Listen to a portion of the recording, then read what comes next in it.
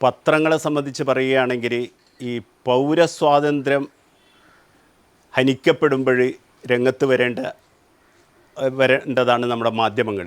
പക്ഷേ പത്രങ്ങളും ചാനലുകളും എനിക്ക് തോന്നുന്നത് വാർത്തകൾ കൊടുക്കുന്നതിനേക്കാൾ പല വാർത്തകളും തമസ്കരിക്കുന്നതിനാണ്, മൂടി വയ്ക്കുന്നതിനാണ് ശ്രമിക്കുന്നത് എന്നാണ്. ചില സുപ്രധാന വാർത്തകൾ നമ്മുടെ പത്രങ്ങളിൽ വരാറില്ല. ഇത് നമ്മുടെ പത്രങ്ങളുടെ മാത്രം സ്ഥിതിയല്ല. ഈ ഇറാഖിലെ സദ്ദാം ഹുസൈൻ ആന്ത്രാക്സ് വൈറസ് പരത്തി എന്ന് പറഞ്ഞിട്ട് ബ്രിട്ടൻ്റെ ഒരു പത്രം വാർത്ത കൊടുത്തിരുന്നു. വളരെ കഴിഞ്ഞാണ് പറയുന്നത് ഞങ്ങളിതൊരു പെയ്ഡ് ന്യൂസായിരുന്നു, ഇത് തെറ്റായ വാർത്തയായിരുന്നു. അപ്പോഴേക്ക് കഴിഞ്ഞു പോയിരിക്കുന്നത്. അതുപോലെ വാർത്തകൾ ഏതൊക്കെ യഥാർത്ഥ വാർത്തകൾ വരുന്നുണ്ട്, ഏതൊക്കെ തമസ്കരിക്കപ്പെടുന്നുണ്ട് എന്ന് ഇന്ന് ഒരു വായനക്കാരനെ സംബന്ധിച്ചിടത്തോളം വലിയ പ്രശ്നമാണ്.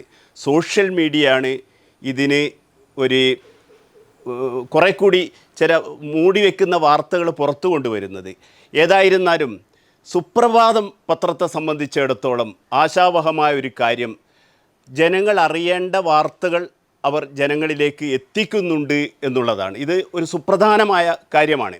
കാരണം ഈ ഒരു ഫാഷിസത്തിൻ്റെ ഒരു കാലത്ത് നമ്മുടെ ഈ ഭരണകൂടവും പോലീസും നൽകുന്ന വാർത്തകൾക്കപ്പുറം വാർത്തകൾ എന്താണ് യഥാർത്ഥ വാർത്തകൾ എന്നുള്ളത് ജനങ്ങളിൽ എത്തിക്കുകയാണ് ഒരു പത്രം ഇവിടെ ചെയ്യേണ്ടത് എന്ന് ഞാൻ വിശ്വസിക്കുന്നു. കാരണം ഈ മോദി സ്തുതിയും മോദി ഗവൺമെൻറ്റിന് എതിരായുള്ള വാർത്തകളും നമ്മുടെ ദേശീയ പത്രങ്ങളടക്കം ഓൾ ഇന്ത്യ ലെവലിൽ കൊടുക്കാൻ മടിക്കുമ്പോൾ യഥാർത്ഥ വസ്തുതകൾ ജനങ്ങളിൽ എത്തിക്കുക എന്നുള്ളത് ഒരു പത്രത്തിൻ്റെ ധീരമായ കടമയാണ്. ഈ പത്രങ്ങളുടെ തലക്കെട്ടിടുന്നതിൽ പോലും വളരെ അതിൻ്റേതായൊരു രാഷ്ട്രീയമുണ്ട്. ഇത് ടെലഗ്രാഫ് പത്രം കൽക്കത്തയിൽ നിന്നിറങ്ങുന്ന അതിൻ്റെ ഈ തലക്കെട്ടുകൾ കൊടുക്കുന്നതിലൂടെയാണ് അത് കൂടുതൽ ജനങ്ങളിലേക്ക് വളരെയേറെ കൗതുകരമായതും അതുപോലെ സുപ്രധാനമായ ധീരവുമായ നിലപാട് സ്വീകരിക്കുന്നത്. അതുപോലെ ഈ സുപ്രഭാതം പത്രം തുടങ്ങിയ മുതൽ തന്നെ വാർത്തകൾ തമസ്കരിക്കുക എന്നുള്ള ഒന്ന് സുപ്രഭാതത്തിന് ഏറെക്കുറെ ഇല്ല എന്നുള്ളത് സന്തോഷകരമായ ഒരു കാര്യമാണ്.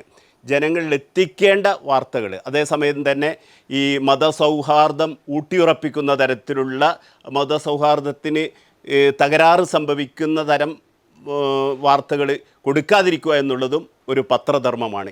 ഇതൊക്കെ സുപ്രഭാതം പത്രത്തെ സംബന്ധിച്ചിടത്തോളം അവർ ചെയ്യുന്നുണ്ട് എന്നുള്ളത് സന്തോഷകരമായ ഒരു കാര്യമാണ്.